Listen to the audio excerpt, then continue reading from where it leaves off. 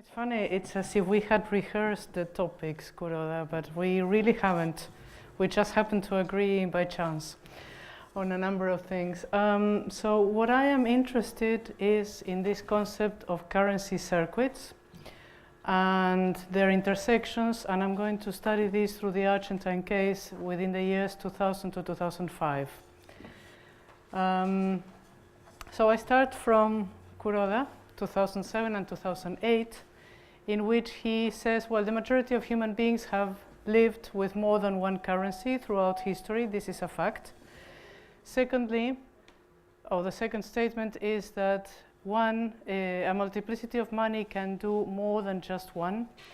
And thirdly, that currency circuits are concurrent, separate, and stable. Now, to study the Argentine case, I needed more than this. I needed to have a better theorization of currency circuits. I needed to open up this black box.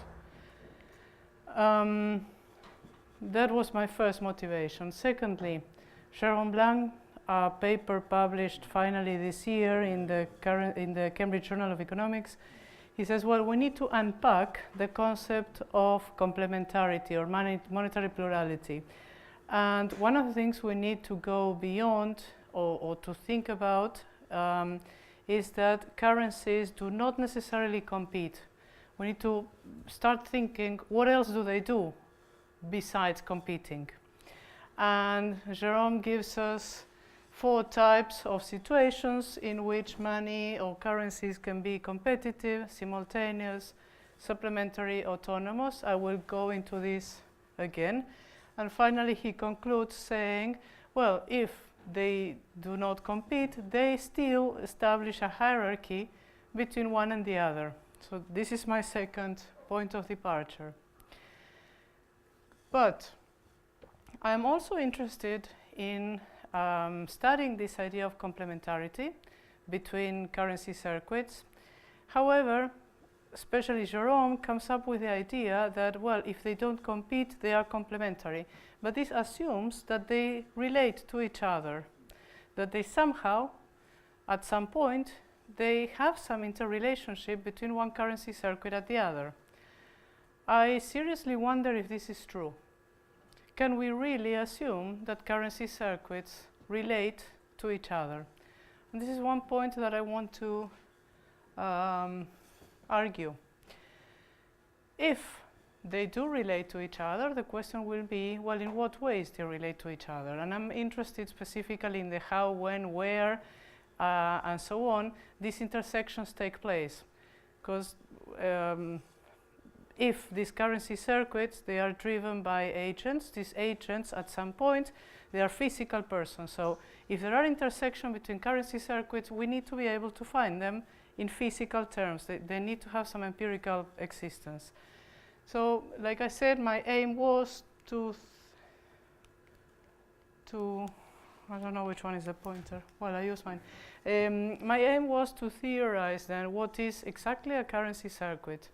What I'm going to do in terms of methodology is to do a micro-level analysis of the money users, because like I said, if these currency circuits meet anywhere, it must be via the agents. Who are the money users? Mainly households and shops, businesses. I skipped government just because I didn't finish analyzing what governments do here. Governments at various levels, not because I'm not aware that they are also a user. I did a number of, well, I have a very large database in terms of the years of monetary plurality in Argentina. I use quite a bit of ethnographic data as well, and also secondary data. So I'm going to refer to that. So let's go back. Jerome says the following. So if 2 currency circuits are autonomous, we would see something like this, in which a certain currency would be used by agent A for X purposes, and another currency would be used by agent B for Y purposes. So these ones have apparently no relationship, but Jerome says the relationship between them is that they are autonomous. And this is what I don't find convincing. The second point would be, well, this is what traditional economic theory says, that currencies are competitive with each other, so we would have two currency circuits that compete. Therefore, we can use agent A would use a certain currency for X purposes, and agent B would use it for X purposes. So they compete on the purpose on which a currency is used or can be used. The third situation is simultaneity, and that is we can use them interchangeably, like we would use coins and banknotes to pay for stuff, and if we put 5 times 1 euro coins, we would have 5 euros. So this one is completely simultaneous.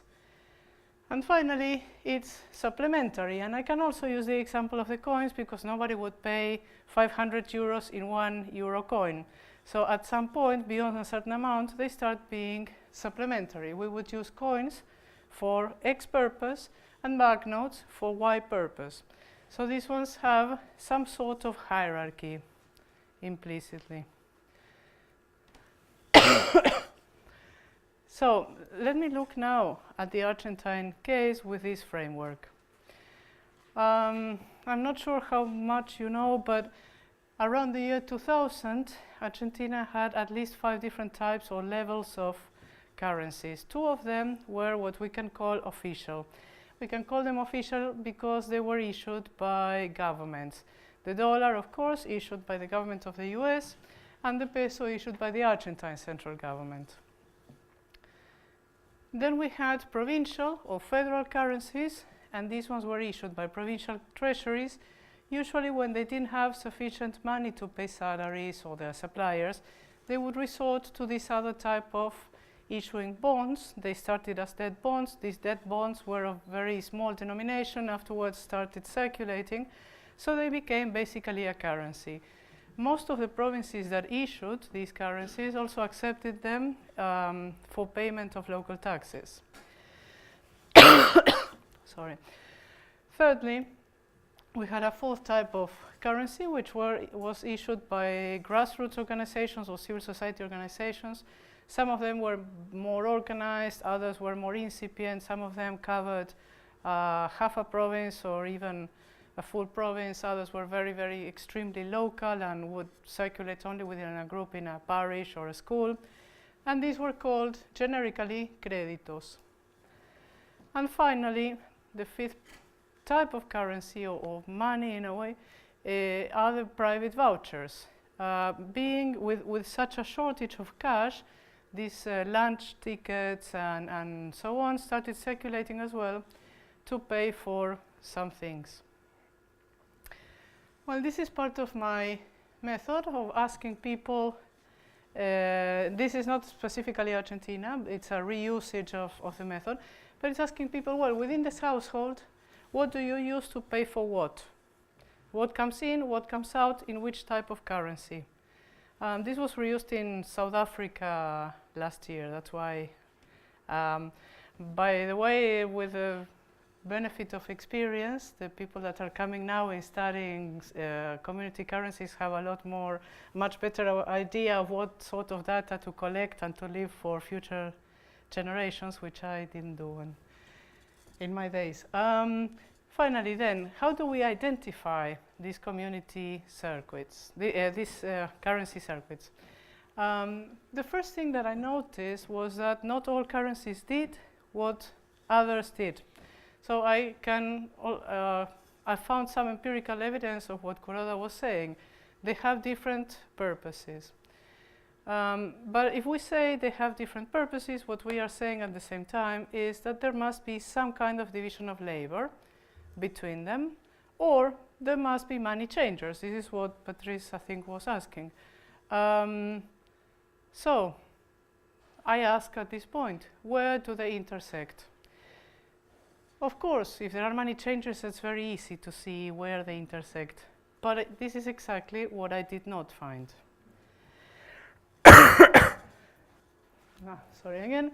So the first point is to look at households. Like I said, with this method of people drawing inputs and outputs within the household, we see that this is the usage of different currencies for different purposes. It looks very much like your table Kuroda, but in table form, not in flow form. So for international trade, of course, we use dollars. To save, we would have used, in those days, dollars and pesos. To pay taxes or to pay regular payments, official payments like rent, we could have used dollars, but we would have preferred pesos or the provincial currencies when they existed. To purchase large stuff like houses, cars, and so on, we would have used dollars, of course, pesos. For public services, to pay for public services, we would have preferred to use pesos and treasury currencies, provincial currencies. For petrol, we would have used dollars, pesos, or private vouchers. For food and basic necessities, we could have used pesos, provincial currencies, private vouchers, or the créditos, and so on. My point again is we see that there is not a single currency here that is useful and relevant for all the possible uses or payments or of exchange that we could have done with currencies. I did exactly the same analysis for shops, for businesses. So again, we see the preferred currency for savings were dollars or pesos. For taxes and rents, the same three.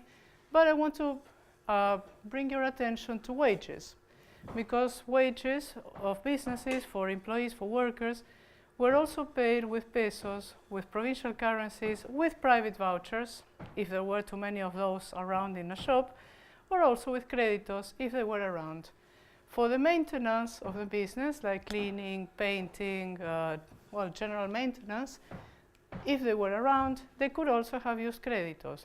Once again, we see that even for small businesses, there was no single currency that could do more or less everything, or that was preferred, let's say, to do all the possible purposes and payments. So the question is, how did people manage this? How did people actually choose which currency to use for what? Well, somehow they did, and this is why I'm zooming in at the level of the households to say that's where the currency circuits intersect, without the need for changing from one currency to the other. And we find that the combinations of which money to use for what purpose was conditioned by availability. I said what currency is around. So the issue of access and what was more available at that point when the payments had to be made was very important. The second one had to do with social stratification and gender. For example, women would have preferred créditos because this is also the currency that a woman would have been more likely to be able to access. In terms of local necessities, indeed, this is most of the budget of a regular and normal household. So again, this was more useful than having dollars. Then, of course, there was the perception and the reliability of value of the currency. If the perception was that this currency is not going to last long, what people tried to do was to get rid of it as soon as possible, even if that meant buying things that they didn't necessarily need. For instance, detergents, soaps, toiletries, or canned tomatoes, things that they could keep instead of keeping currency. Of course, this is something that I found quite fascinating, because people thought that eventually they could always resell the detergent or whatever to get back currency. So there was also an issue of, well, the value, the fungibility of how this currency could be converted into goods and services. But, and this is where I wanted to dispute actually the idea that these circuits always mix or interrelate. This is not true. People do not really need money changers, or are not really interested in going from one circuit to the other. They don't need to change from one currency to the other, because they, with their own expenses, can actually get different currencies and pay in different currencies. So why change from one money to the other, from one currency to the other? So complementarity, in fact, refers to these different economic circuits, and by different I mean that they are separate. And they are stable, and people sort of divide or allocate different currencies for different purposes. Multiple monies at the same time apparently trigger or facilitate more economic activity than just one single money would be able to do. So again, this provides evidence to what Kuroda theorized analytically. But I doubted that this is a hierarchy. If we are saying that most of the budget of a household is in basic necessities, and the currency that looks of the lowest quality is the one that can pay for this, therefore we are saying 80% of a household's budget can be paid with the lowest level currency, or the lowest quality currency. So how can we say that in the hierarchy this currency is of lowest quality, when at the same time we are saying you can satisfy 80% of your needs with it? So my future research will be to actually unpack what are we saying when we say hierarchy. And yeah, Stephanie Bell has this very nice pyramid saying it's in terms of reliability, but if I'm saying the less reliable one is also the most useful one, then I'm not sure I can really say it's the lowest in the hierarchy. But that's future work. So what I'm saying is, I'm repeating your words without knowing, that perhaps one household is part of 3 different currency circuits or 4 different currency circuits, and keeps these currencies separated in different pockets or in different parts of the wallet. There are goods that can be bought with 1 or 2 or 3 currencies, but not all of them. So the picture would look analytically like this. And I finish here. What does a currency circuit look like? Well, first of all, we are looking at specific social relations, because we said if we are speaking of different currencies per gender or per social strata or per sector, economic sector, then what we are saying is these currencies are enabling or facilitating different types of social relations between different and specific agents. So it's not like all currencies for everybody. The second characteristic of a currency circuit is that they create this circuit. Therefore, they are institutionalized. The circuits are there even before other agents come in and use them. And we are not going to find that everybody in a society uses the same currency precisely for that reason, because they cluster specific types of people. They are stable in the sense that different types of exchanges or different purposes are clustered by different currencies. And they combine personal and impersonal currencies. That is, some currencies depend specifically on the face-to-face interaction and the social cohesion and the knowledge of each other, of the group, the members of the group have of each other, whereas others rely much more on impersonal characteristics like law, the central bank, the treasury in a province, and so on. I can't talk too much. Finally, these things are time and space specific, in the sense that when I spoke, for example, about provincial currencies, well, they are bounded to the borders of a specific province. If it's a municipal currency, same thing at a lower level. And also in terms of time, because some of these currencies had a formal expiry date, whereas others were just there as an anti-cyclical mechanism. So when there was no need to have some of these social currencies, they basically disappeared. So in the same way that currency circuits are bound or restricted to time and space, also the currency circuits, the people that are in them that use these currencies, their social relations are also bound by time and space specifics. And here I have a question for you, and I welcome possible answers. If we are saying people do not change from one currency to the other because, okay, there is no need for doing this, that's the first reason. they are sufficiently separated in time and space. That means somehow people manage. That's the best answer I can give at the moment. The circuit is sufficiently stable, so there is a reasonable expectation that they will continue existing within a week or within a month.